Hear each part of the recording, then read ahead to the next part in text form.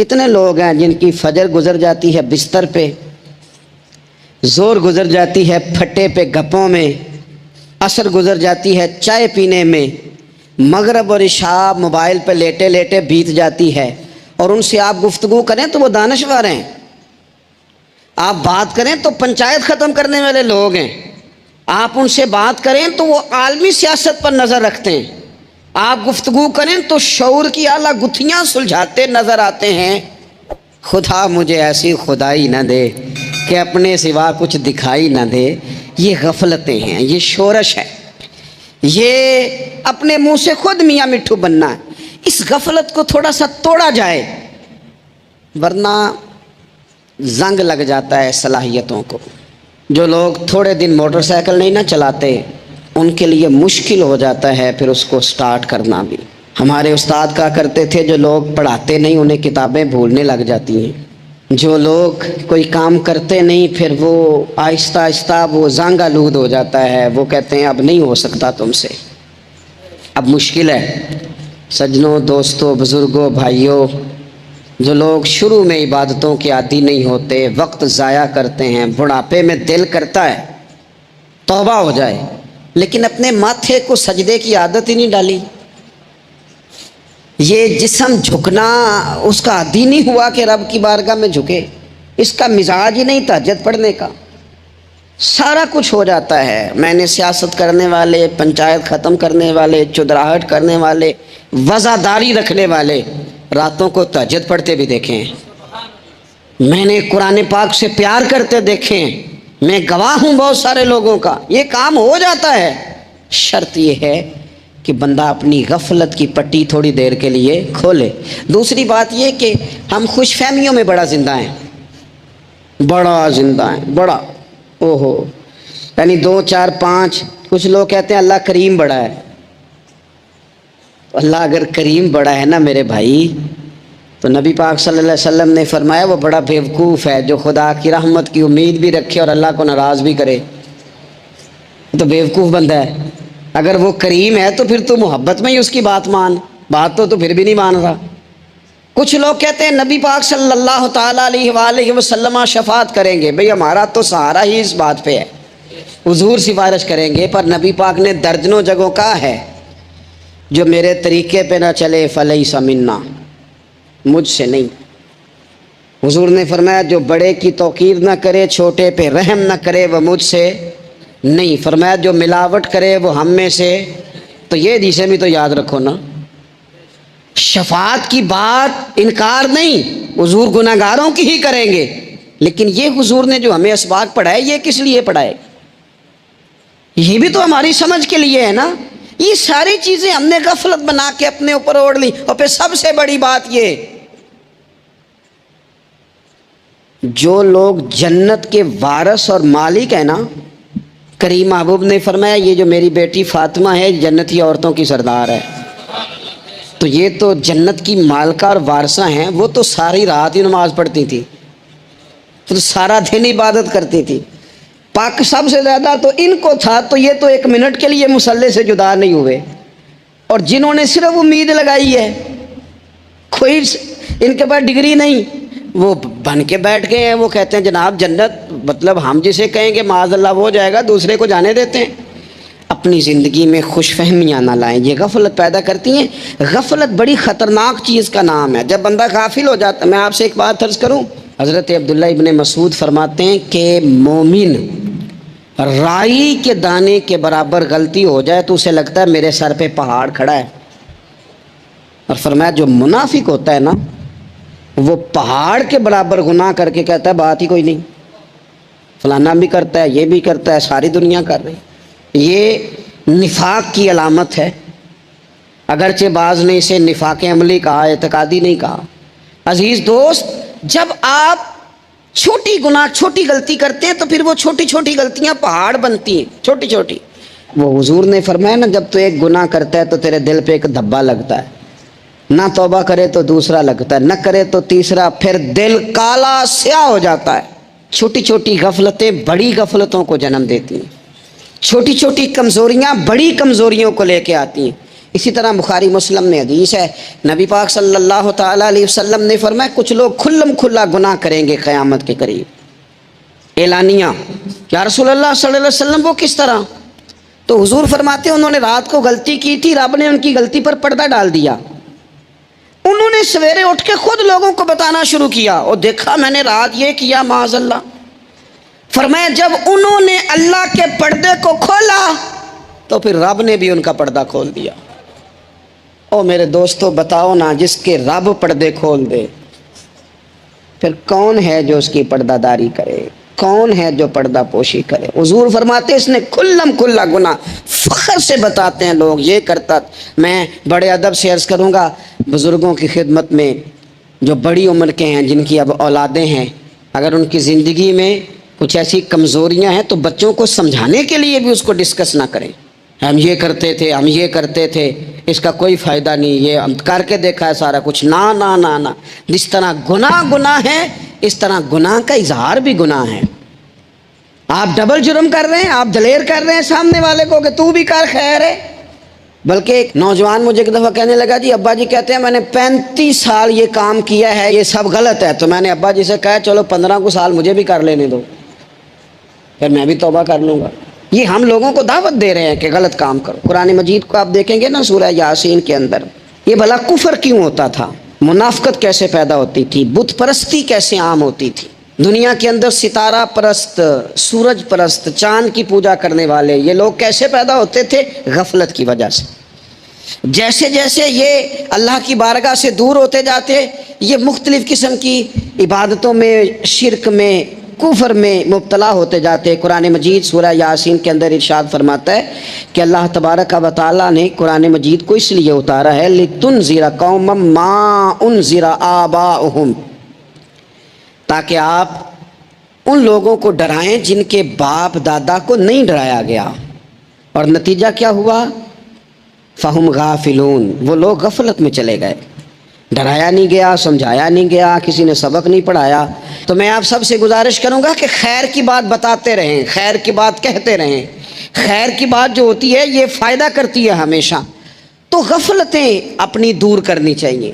دوسرا یہ ہوتا ہے، ایک تو انسان جب وہ دور ہو جاتا ہے چھوٹے چھوٹے گناہ کر کے تو غفلت آتی ہے۔ دوسرا قرآن پاک نے ایک اور مقام پر اس کا ذکر فرمایا ہے، وہ اس طرح فرمایا ہے کہ جو انسان کی پیاری چیزیں ہیں نا بعض اوقات، جن سے وہ لگاؤ پیدا کر لیتا ہے، جن سے محبت اس کی بڑھ جاتی ہے، وہ چیزیں بھی غفلت پیدا کرتی ہیں۔ ان میں 2 چیزوں کا تو قرآن پاک نے نام لے کے ذکر کیا ہے، ویسے وہ ڈھیر ساری چیزیں ہیں، 1 2 3 نہیں۔ سیاست بھی بندے کو غافل کرتی ہے، دوستوں کی کثرت بھی بندے کو غافل کرتی ہے، کھیل تماشا بھی غافل کرتا ہے، پیسے زیادہ آنے لگ جائیں تو وہ بھی بندے کو غافل کرتے ہیں، تعریف کرنے والے زیادہ ہو جائیں تو وہ بھی غفلت میں مبتلا کر دیتے ہیں۔ بندہ کسی کرسی پہ بیٹھ جائے تو پھر بھی ادھر ادھر دیکھنے کو تیار نہیں ہوتا۔ یہ ساری چیزیں غافل کرتی ہیں، لیکن 2 چیزوں کا نام لیا قرآن پاک نے، فرمایا یا ایھا الذین آمنوا لا تلھکم اموالکم ولا اولادکم عن ذکر اللہ، فرمایا اے ایمان والو کہیں ایسا نہ ہو کہ تمہاری اولاد اور تمہارا مال تمہیں اللہ کی یاد سے غافل کر دے۔ مال اور اولاد، بیوی کو، اولاد کو ایک مقام پہ قرآن پاک نے دشمن بھی کہا ہے۔ کب؟ جب یہ تمہیں کہیں کہ حرام کما کے لاؤ، جب یہ تمہیں کہیں کہ ہمیں جس طرح کا مرضی مال دو، جب یہ تمہیں کہیں ناجائز کرو، یہ دشمنی کر رہے ہیں تمہارے ساتھ۔ یہ مال اور اولاد یہ بندے کو غافل کر دیتے ہیں۔ کاروبار کرنا، مال کمانا، بچے پالنا یہ ایک جز ہے زندگی کا، یہ کل زندگی نہیں۔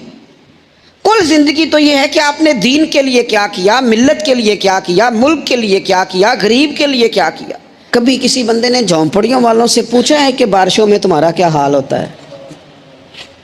وہ کچی آبادیاں جہاں سے گزر کے ہم اپنے بچوں کو دکھاتے ہیں کہ یہ دیکھو یہ پرانے مکان سارے اسی طرح کے ہوتے تھے، کبھی ان لوگوں سے آپ نے پوچھا ہے جو ساری رات چھتوں کے نیچے بالٹیاں رکھ کے وقت گزارتے ہیں کہ چھت ٹپکتی ہے؟ ان سے پوچھا ہے کہ رات بچے سو پائے تھے کہ نہیں؟ اچھا جی بارش ہو رہی ہے تو پھر ہم نے کیا کرنا تھا؟ ہم نے گھر والوں کو پکوڑوں کا آرڈر دینا تھا، وہ وقت پہ دیا۔ ہم نے کہا تھا کوکنگ آج اپنی۔ یہ کب ہوتا ہے؟ جب قومیں غافل ہو جاتی ہیں مال میں، مزوں میں، اپنی ذاتی زندگی کے پیچ و تاب میں۔ پھر وہ اتر کر دائیں بائیں دیکھنا پسند نہیں کرتی۔ اللہ فرماتے ہیں مال اور اولاد کہیں تمہیں اللہ سے غافل نہ کر دے، کہیں ایسا نہ کر بیٹھنا کہ تم اس میں الجھ جاؤ پوری طرح اور تمہیں صرف اور صرف اپنے بچے یاد رہ جائیں۔ تجارت کرنی چاہیے، لیکن ہم تجارت نہیں کرتے، بانی تاجر جاتے ہیں، ہر چیز کو تجارت کی نظر سے دیکھتے ہیں۔ ڈاکٹر آپ بنے، لیکن زندگی ساری ہی آپ ڈاکٹر بن کے نہ گزاریں، آپ کے کچھ اور تعلقات بھی ہیں، کچھ اور رشتے بھی، ان پر بھی تھوڑا غور کر لیں۔ غفلتیں تیزی سے آتی ہیں اور وہ آ کر کے ہمارے اوپر حاوی ہو جاتی ہیں۔ جو پرانے لوگ تھے نا، غافل نہیں ہوتے تھے، بڑے بڑے لوگ اپنے آپ کو کنٹرول کرتے تھے، دیکھتے تھے کہ یہاں کوئی چیز مجھ پہ حملہ آور تو نہیں ہو رہی، فلانی چیز کہیں میرے اوپر زیادہ قبضہ تو نہیں کر رہی۔ وہ پھر ان چیزوں سے اپنے آپ کو بچاتے تھے۔ نفسانی خواہشات کا غلبہ یا دوستوں کی تعریفیں یا ادھر ادھر کی چیزیں، وہ اپنے آپ کو تیزی سے اس سے بچاتے۔ اس رستے سے اجتناب کرو جو رستہ غفلت لاتا ہے، جو رستہ تکلیف میں مبتلا کرتا ہے۔ جو دم غافل سو دم کافر، سانو تے مرشد ہوئی پڑھایا ہو، ہمیں تو یہ سبق دیا گیا۔ مجھے کہہ لینے دیں، ہم میں سے ڈھیر سارے لوگ ہیں،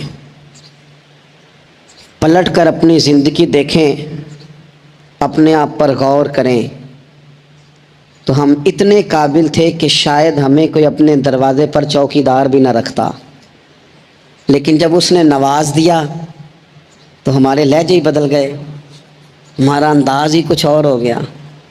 شاید کوئی ہم سے سلام بھی نہ لیتا، لیکن جب اللہ نے نواز دیا تو لفظ اور جملوں کے اندر پھر ہمارے وہ رنگ آ گیا جو نہیں ہونا چاہیے تھا۔ کیوں؟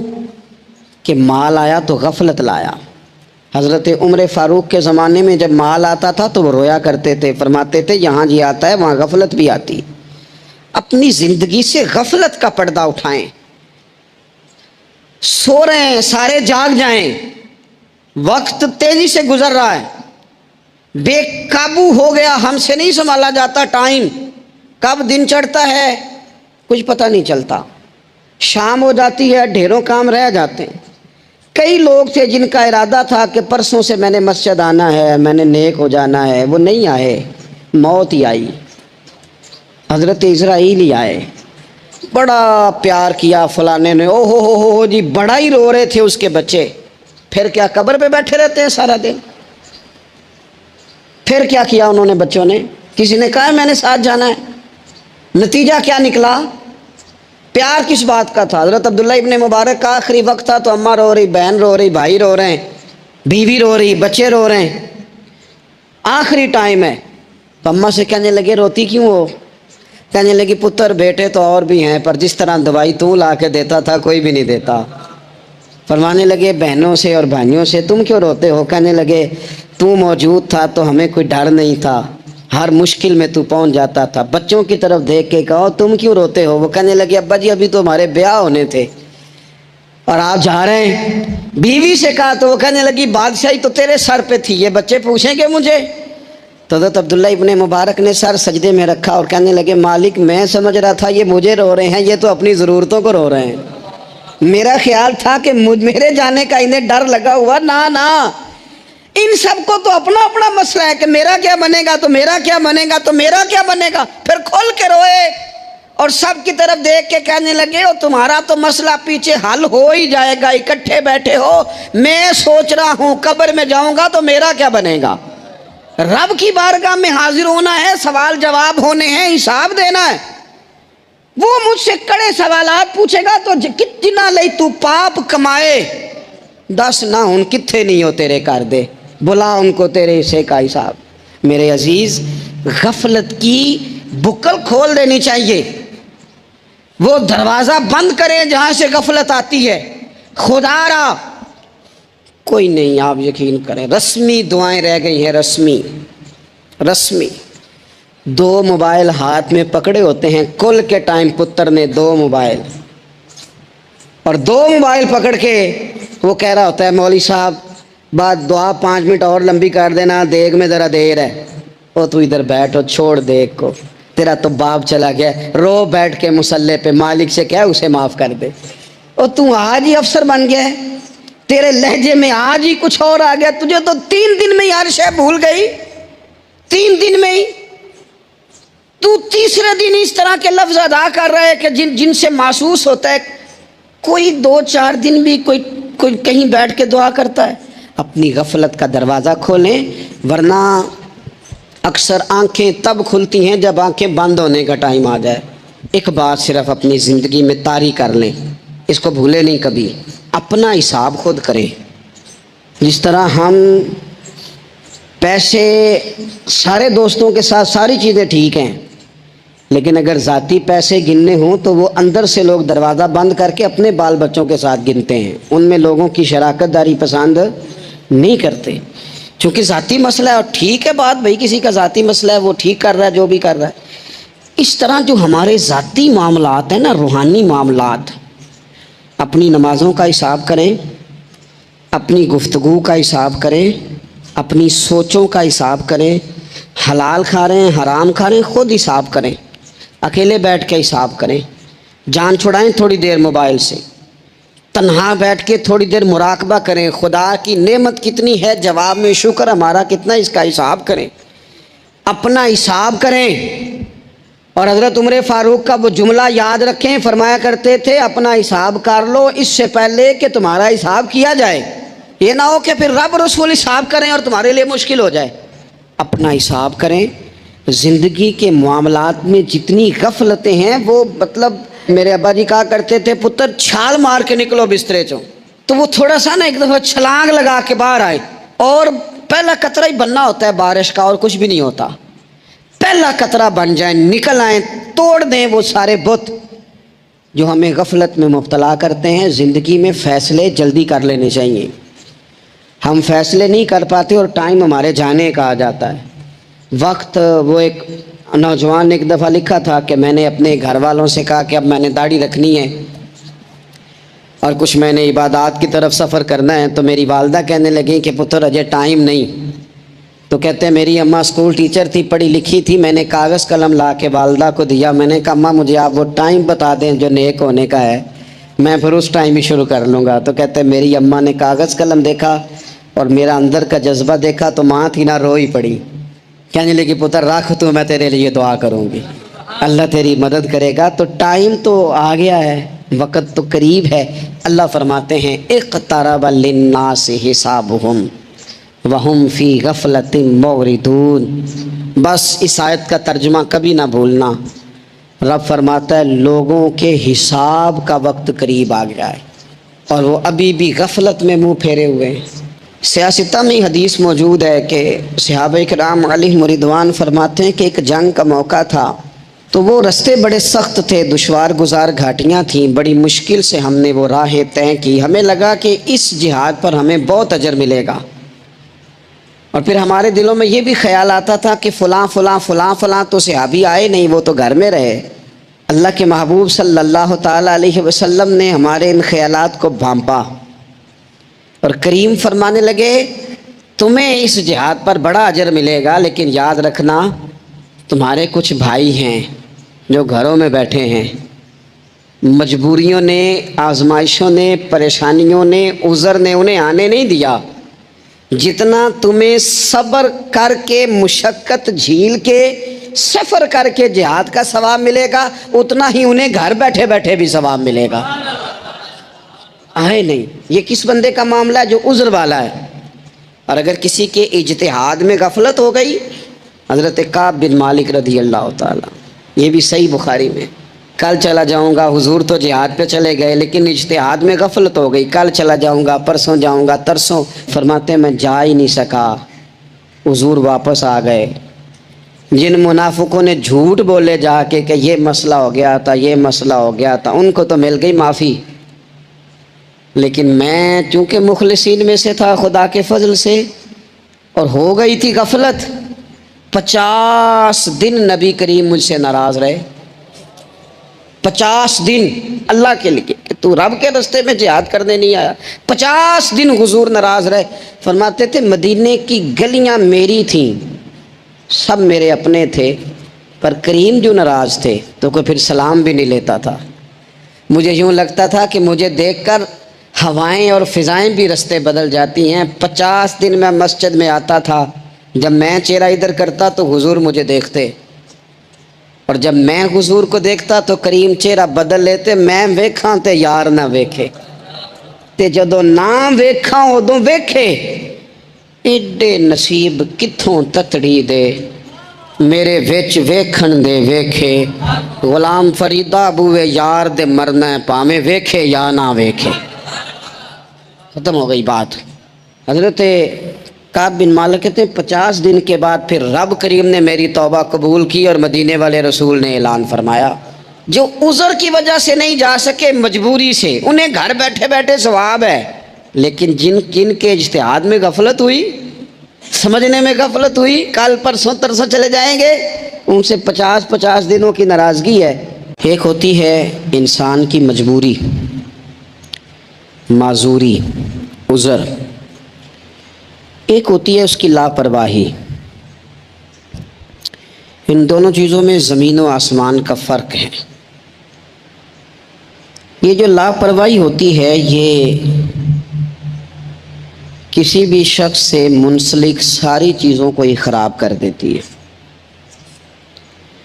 آپ نے ایک چھوٹا سا پودا بھی اگر لگایا ہے اور آپ لاپرواہی کا مظاہرہ کرتے ہیں تو وہ خشک ہو جائے گا۔ تے جے مالی جیندے ہون تو پھر بوٹے سوکھدے نہیں۔ اگر آپ اس کی پرواہ کرتے ہیں، اس پر توجہ دیتے ہیں تو اس کی نشو و نما ہوگی، وہ آگے بڑھے گا، وہ ترقی کرے گا، وہ ایک تناور درخت بن جائے گا۔ جس چیز کی بھی آپ پرواہ نہیں کرتے، آپ اپنی صحت کی ہی اگر پرواہ نہیں کرتے، آپ نے کبھی نہیں دیکھا کہ یہ کھانا جس ہوٹل سے میں کھا رہا ہوں یہ کوئی معیاری ہے یا بالکل غیر معیاری ہے، آپ نے کبھی پرواہ نہیں کی کہ مجھے کوئی اپنی خوراک کا وقت مقرر کرنا چاہیے اور مرتب طریقے سے مجھے غذا لینی چاہیے، تو آپ بیمار ہو جائیں گے۔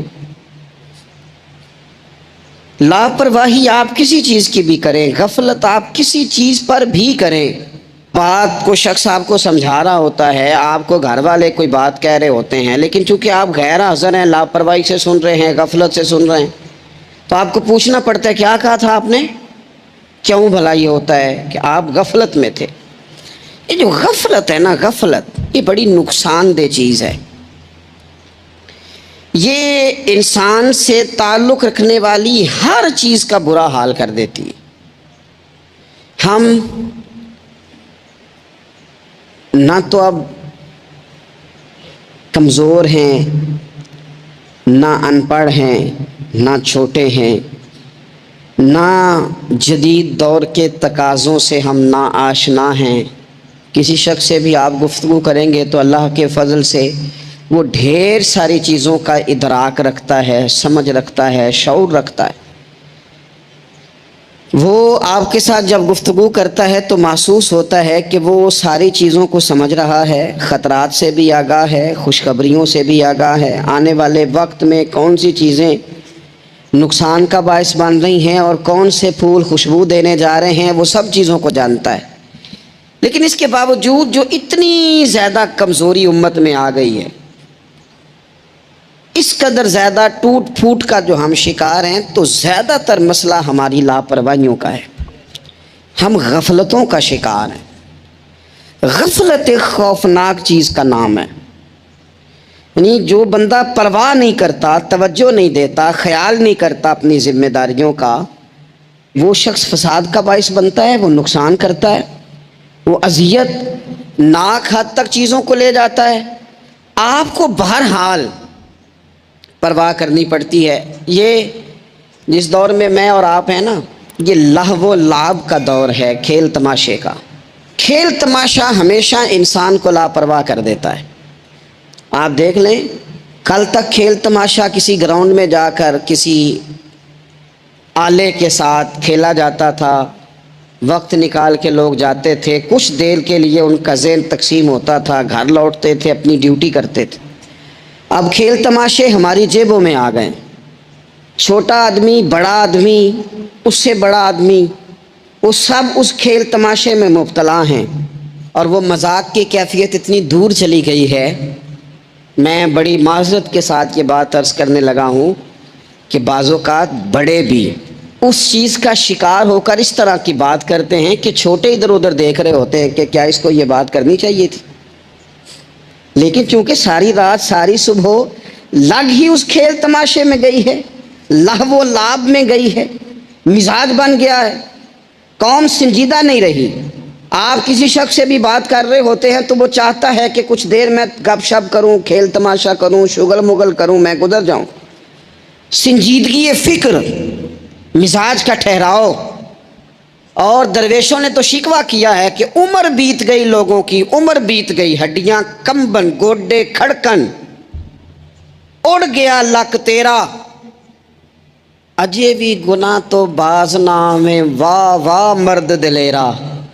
میاں صاحب کہنے لگے یہاں تک تو پہنچ گیا ہے کہ ہڈیاں کمبن اور تیرے گوڈے کھڑکن تے اڑ گیا لک تیرا، اجے بھی گناہ تو باز نام ہے، او واہ واہ مرد دلیرا۔ وہ تو اتنا دلیر ہو گیا کہ جب تجھے چاہیے تھا کہ اب ہی تیرے ہاتھ میں استغفار کی تسبیح آتی، اب ہی تجھے سجدے کا ذوق ہوتا۔ ہم اتنے زیادہ غفلت کا شکار ہیں، آپ یقین کریں۔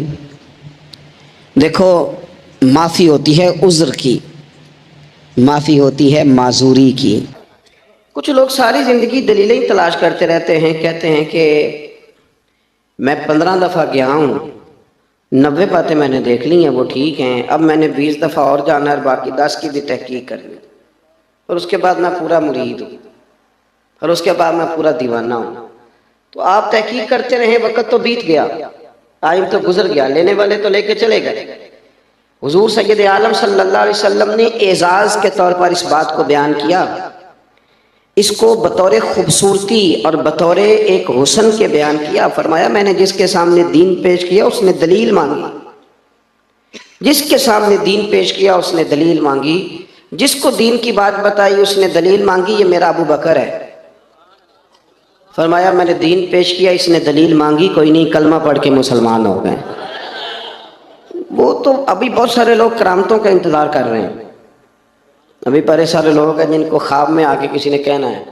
ایک سے میں نے کہا داڑھی رکھ لو، تو کہنے لگا ابھی مجھے حکم نہیں ہوا۔ میں نے کہا چلو اللہ کرے تمہیں کو حکم آ جائے، ہم نے تو ویسے بغیر حکم کے ہی رکھ لی ہے، آپ کو پتہ نہیں اب کون سا الگ سے حکم آنا ہے جو آپ نے اس پر عمل کرنا ہے، بغیر دلیل کے۔ بس بات آ گئی، پیغام آ گیا، نبی کریم نے فرما دیا، اور جس جگہ بھی، جس ڈھنگ میں بھی، جس رنگ میں بھی حضور نے کہا، جناب ابوبکر صدیق نے سب سے پہلے اس بات کو مانا، اس کو تسلیم کیا، اور 2 قدم آگے بڑھ کے کام لولا لنگڑا کرنے سے بھی کام ہو ہی جاتا ہے، اور شوق ذوق سے کرنے سے بھی کام ہو ہی جاتا ہے، لیکن اگر شوق ذوق سے کیا جائے تو چلو ذرا مزہ بھی آ جاتا ہے، ذرا کام کرنے میں سرور بھی آتا ہے، کام ہو ہی جائے گا۔ آپ سے کہا گیا کہ چلو محفل میں چلیں، اوہو یار تو کہتا ہے تو چلا جاتا ہوں، کام بڑا ہے، مصروفیت بڑی ہے، دوستوں نے آنا تھا، چلے پھر بھی گئے لیکن مزہ نہیں آیا۔ کسی نے کہا چلو، اس نے کہا اوہو تو نے تو یاد ہی دیر سے کرایا، میں تو پہلے سے تیار ہوں۔ آپ کو لطف آئے گا، ابا جی کی بات مجبوراً بھی ماننی ہے، اور اگر مزہ لے کے مانی جائے تو آپ حکم کریں جی میں حاضر ہوں، تو مزہ لینے سے سکون بھی آئے گا۔ حضرت ابوبکر صدیق لیت العلہ نہیں کرتے تھے، ایک تو بغیر دلیل کے حضور کا حکم مانتے تھے، پھر لیت العلہ نہیں۔ نبی کریم صلی اللہ علیہ وسلم نے فرمایا تو میرے ساتھ مدینے جائے گا، ہجرت کرنی ہے، تو ایسا نہیں کہ سفر کرنا ہے تو اوہو میرے جوتے رہ گئے میں ابھی بدل کے آیا، ٹھہر جائیں بس میں 2 منٹ چابیاں بھول آیا ہوں میں آیا، اس طرح نہیں۔ نبی کریم صلی اللہ تعالیٰ علیہ وسلم نے فرمایا ہجرت کرنی ہے تیار رہنا۔ جناب عائشہ صدیقہ کہتی ہیں جس دن کا میرے نبی نے کہہ دیا میں نے اپنے والد کو سوتے نہیں دیکھا، دن کے وقت تھوڑی آنکھ لگا لیتے لیکن ساری رات دروازے پہ کھڑے رہتے، ساری رات۔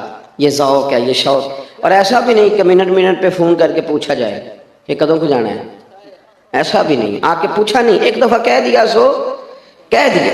ابو بکر جانا ہے تیار رہنا، دوبارہ پوچھا نہیں کب جانا ہے، ابو بکر رات کو نکلنا ہے، ساری رات دروازے پہ کھڑے رہنا، ساری۔ آپ لطف لیں اپنی زندگی کا، پیار کرنا اور کچا پکا کرنا، محبت کرنا اور کچی پکی کرنا، وہ کہہ جو دیا، بات ہو جو گئی، معاملہ طے جو ہو گیا، ایک دفعہ حکم مل جو گیا۔ جس کو بار بار کہنا پڑے اسے تو کہہ کے بندہ کئی دفعہ تنگ ہوتا ہے، یار اتنی دفعہ کہنا پڑا تو فائدہ کیا ہوا؟ کمال تو یہ ہے کہ حکم آ گیا تو بس آ گیا۔ جناب ابو بکر صدیق ساری رات دروازے پہ کھڑے رہتے، یارو ذرا اس مزے کو لے کر تو دیکھنا۔ اس دن ہجرت کرنی تھی، اللہ کے رسول صلی اللہ علیہ وسلم تشریف لے گئے، حضور نے دستک دینے کے لیے دروازے پہ ہاتھ رکھا تو دروازہ کھلا ہوا تھا۔ اتنی بھی میرے محبوب کو تکلیف نہ ہو کہ میں دروازہ کھولوں، دروازہ کھلا تھا اور دروازے کے پیچھے کھڑے تھے۔ حضور بھی سارا کچھ ہی جانتے ہیں اور امت کو سبق دینے کے لیے فرمایا ابو بکر سوئے نہیں تو رو پڑے۔ عرض کی حضور جس دن حکم دیا تھا اس دن کبھی رات نہیں سویا، کھڑا ہوں بس آپ نے کہا جو تھا جانا ہے، پھر کچی پکی باتیں کرنے کا کیا معنی ہے؟ ساری رات کھڑے رہے، ساری رات انتظار۔ اور پھر دیکھو لوگ کہتے ہیں کہ ساتھ رہنے سے نا محبت کم ہو جاتی ہے، زیادہ آنے جانے سے پیار واقعی ہو جاتا ہے، اس میں شک نہیں، قدر کھو دیتا ہے ہر روز کا آنا جانا۔ لیکن یہ بھی اندر کا ہی معاملہ ہے، کچھ کے ساتھ آپ جتنا زیادہ رہتے ہیں اتنی محبت بڑھتی رہتی ہے، عادت پڑ جاتی ہے۔ پھر وہ جس طرح انسان روٹی کی عادت ہو جاتی ہے، جس طرح اسے سونے کی عادت ہو جاتی ہے، اسی طرح کچھ بندوں کی بھی اسے عادت ہی ہو جاتی ہے۔ پھر وہ دائیں بائیں ہوں تو مزہ نہیں آتا۔ کچھ ہوتے ہیں نا جو طبیعت پہ بوجھ بنتے ہیں، جو سنتے نہیں سناتے ہیں، جو کرتے نہیں، کہتے ہیں یہ ہمیں کرا کے دے، لیکن کچھ کا پتہ ہوتا ہے ساتھ جتنا بھی رہے گا کرے گا غلامی، کرے گا خدمت۔ شاہ ولی اللہ صاحب محدث دہلوی نے لکھا ہے کہ نبی کریم صلی اللہ علیہ وسلم نے ایک دن فرمایا، حضرت انس بن مالک بھی تھے، حضور نے فرمایا لوگوں ذرا وقفے سے ملا کرو محبت بڑھتی ہے، ذرا وقفے سے ملا کرو محبت بڑھتی ہے، وقفے سے۔ تو حضرت ابوبکر صدیق زیادہ تشریحات نہیں پوچھتے تھے، حکم اشارتاً اور کنایتاً بھی ہوتا تو بات کو سمجھ جاتے تھے، وقفے سے ملا کرو۔ ان کے کان میں بھی بات گئی، 3 نمازوں میں آئے نہیں، آئے تو پیچھے پڑھ کے چلے گئے، ظہر عصر مغرب ہو گئی۔ حضور نے ظہر کے بعد بھی پوچھا انس ابو بکر نہیں آئے؟ ظہر کے بعد بھی پوچھا ابو بکر جلدی چلے گئے؟ مغرب ذرا غور تو کرنا، ذرا اس کا ذائقہ تو لینا۔ تیسری دفعہ پھر پوچھا ابو بکر صدیق یار یہ کیا بات ہوئی کہ تیرے ساتھ کو بندہ ملنے سے ہاتھ کترائے، یہ کہنے کے کہ فلانے کا نخرہ بڑا ہے، تو ذرا اپنا ہی تربیت صحیح کر لے، یہ بات کہنے کو کہ فلانا مجھے منہ نہیں لگاتا، تو منہ بنائی اس طرح کا کہ لگایا جا سکے۔ سامنے والے پہ طنز کرنا آسان ہے لیکن اپنی تربیت کرنا مشکل ہے۔ اپنی ٹریننگ کریں، دیکھیں بڑے سارے لوگ ہوتے ہیں جن کو بندہ کہتا ہے یار کبھی مل جایا کرو، مثل تعویذ ہوتے ہیں کچھ لوگ، وہ جب بھی ملتے ہیں شفا ہوتی ہے، لیکن بوجھ بننا طبیعت پہ۔ 3 نمازیں گزر گئی، ملاقات نہیں ہوئی۔ کریم محبوب صلی اللہ علیہ وسلم نے تیسری دفعہ پوچھا تو حضرت انس کہتے ہیں میں پہنچ گیا، میں نے جا کے ابوبکر صدیق سے کہا کہاں گھوم رہے ہیں آپ، 3 دفعہ حضور پوچھ چکے۔ جناب صدیق اکبر دوڑے آئے، حضور حکم ہو، کہاں تھے؟ اور حضور لفظ ادا کر رہے تھے تو آنکھوں میں آنسو بھی چمک رہے تھے۔ کہاں تھے صبح سے، کہاں تھے؟ جناب صدیق اکبر نے گھٹنے زمین پہ رکھ دیے اور ہاتھ باندھ دیے، عرض کی یا رسول اللہ میں قربان جاؤں، میری کیا جرت ہے، میں کیا بتاؤں کہ صبح سے میرا وقت کتنی مشکل میں گزرا ہے، پر محبوبہ وہ آپ نے تو فرمایا تھا ذرا وقفے سے ملو تو محبت بڑھتی ہے۔ تو حضور نے تھپکی دی کندھے پہ، میں نے کہا تھا پر تجھے تو نہیں نہ کہا تھا، اور میں نے کہا تھا لوگوں سے، وہ تھے کچھ لوگ جن سے کہا تھا پر ابو بکر تجھے تو نہیں نہ کہا تھا، تو نہ جایا کر یار، تو رہا کر، تو رہتا ہے تو طبیعت لگی رہتی ہے، تو رہتا ہے تو بات بنی رہتی ہے، تیرا یہاں رہنا قرار دیتا ہے بعض اوقات۔ یار اس طرح کا وفادار آدمی، اس طرح کا رنگ، اس طرح کا مزاج، حضور فرمائے تو نہ جایا کر، تو رہا کر۔ میرے نبی کریم سید عالم نے سیدھا ہاتھ پکڑا ہوا ہے جناب ابو بکر صدیق کا، اور دوسرے ہاتھ میں پکڑا ہوا ہے سیدنا فاروق اعظم کا ہاتھ۔ مسجد سے باہر نکل کے جب آئے نا حضور یوں کر کے جیسے بادلوں کے بیچ سے سورج نہیں کبھی نکل کے آتا اور کبھی چاند نہیں اچانک چمکتا تو وہ چھا جاتا ہے، حضور مسجد سے نکلے تو صحابہ کہتے ہیں دل خوش ہو گئے حضور کا چہرہ دیکھ کے، اور جب ہم خوش ہو رہے تھے نا تو حضور نے فرمایا میری اور ان کی رفاقت کو یہاں تک نہ سمجھنا، یہ جامع ترمذی میں موجود ہے، فرمایا یہاں تک نہ سمجھنا، فرمایا یہ جس طرح میں نے آج ان کا ہاتھ پکڑا ہے اور میں نکلا ہوں نا جب میں قبر سے نکلوں گا پھر بھی میرا یہی طریقہ ہوگا۔ یارو اپنی روحانی زندگی کے اندر اس بات کا ضرور خیال فرمائیں کہ ایسا تو نہیں کہ ہمارا مزاج بوجھ بنتا ہے، ہماری طبیعت بوجھ بنتی ہے۔ کچھ بندے ایسے ہوتے ہیں جن سے بندہ وہ کہتے ہیں جانا ہے بسم اللہ جی جاؤ، اور کچھ بندے ایسے ہوتے ہیں جو جانے لگے تو بندہ ان سے کہتا ہے اتنی بھی جلدی کیا ہے، ذرا ٹھہر جائیے، ٹھہریں ذرا تھوڑا رک جاؤ یار، چلے جانا، چل تو مغرب کے بعد چلے جائیں، اور یار میرا دل تو نہیں کر رہا پر چل تو عشاء ہو کے چلا جائے۔ وہ یار آپ بات کو سمجھے، کہا حضور نے یہ رفاقت جو یہاں ہے یہ یہاں تک نہیں، بلکہ فرمایا جب میں قبر سے نکل کے محشر کے میدان میں آؤں گا تو پھر بھی سیدھے ہاتھ میں ابو بکر صدیق کا ہی ہاتھ ہوگا، پھر بھی اس ہاتھ میں فاروق اعظم کا ہاتھ ہی ہوگا۔